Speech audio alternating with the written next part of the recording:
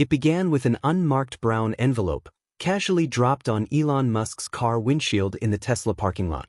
The envelope was creased, slightly torn at the corner, ordinary, even forgettable at first glance.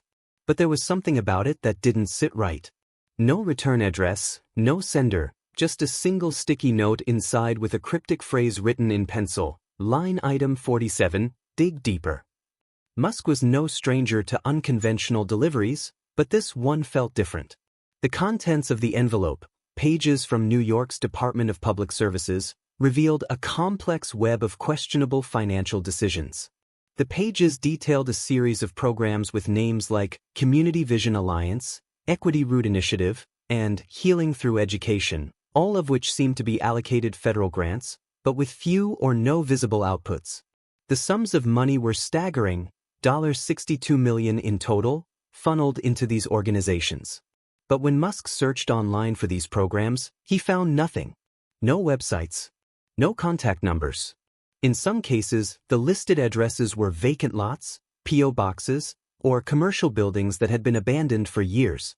Something didn't add up. Curious and cautious, Musk dug deeper.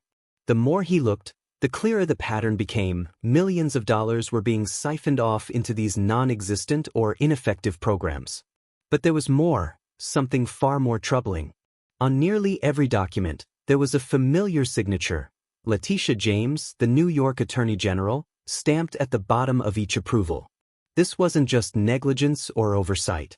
This looked like a system, one built on opacity, lacking accountability, and thriving in the shadows of bureaucracy. Musk knew he couldn't handle this alone. He needed help, and that's when he called Pam Bondi, the former Florida Attorney General known for her relentless pursuit of corruption. "Send me what you've got," Bondi replied. "I'll take a look and get back to you in 24 hours. Musk sat back, the weight of what he was beginning to uncover slowly settling in.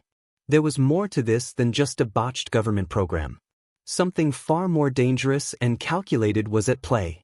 Pam Bondi wasted no time. Within the next 24 hours, she had pulled financial records and auditing information from various government agencies. What she found not only confirmed Musk's fears, it was worse than they had imagined. The money wasn't just being poorly allocated, it was being deliberately funneled into a network of phantom programs and shell companies.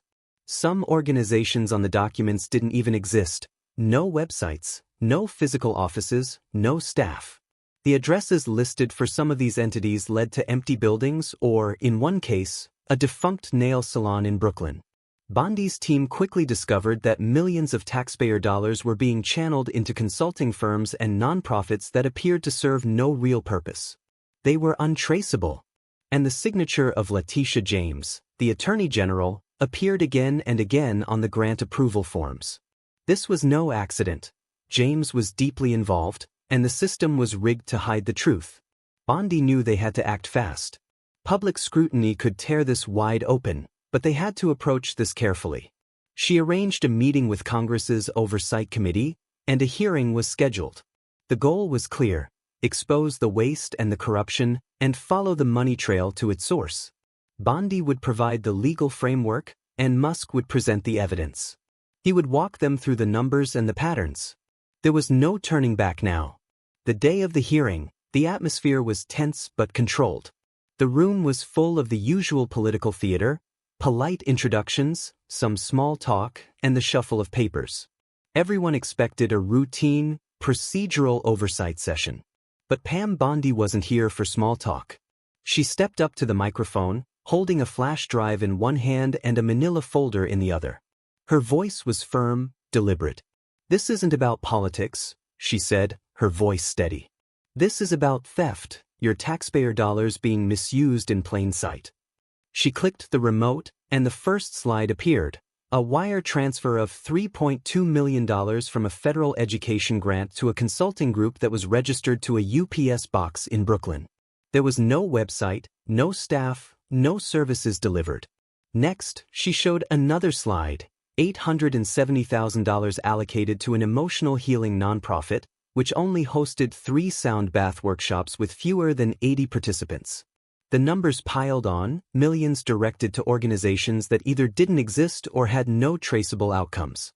Letitia James's name appeared on every approval form, her signature practically stamped across the entire system of corruption. The room shifted.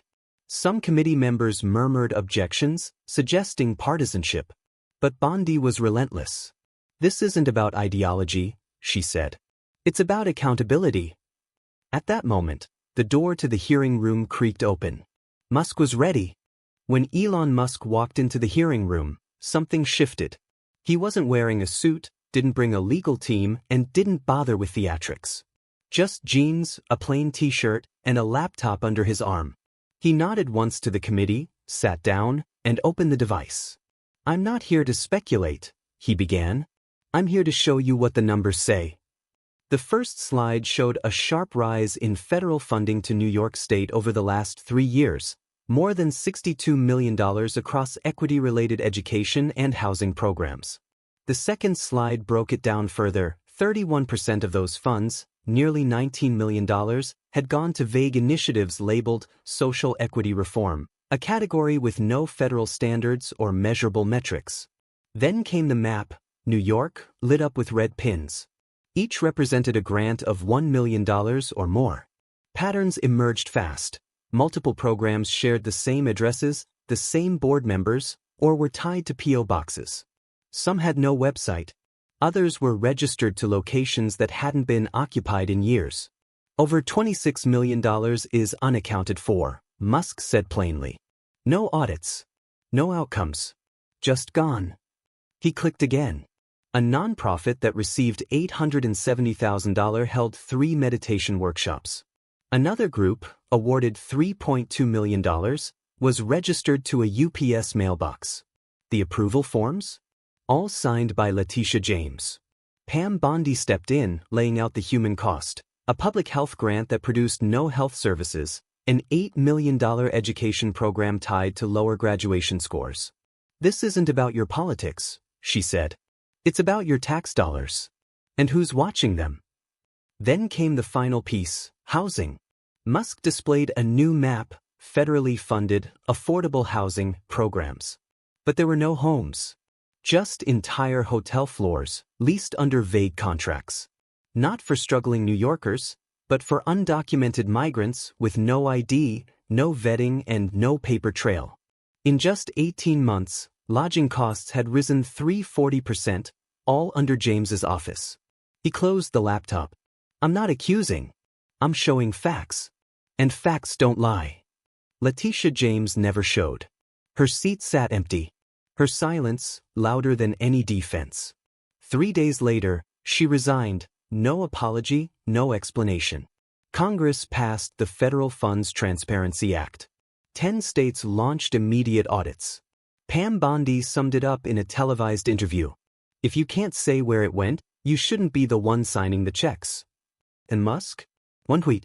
"The system fails when no one asks for the receipts."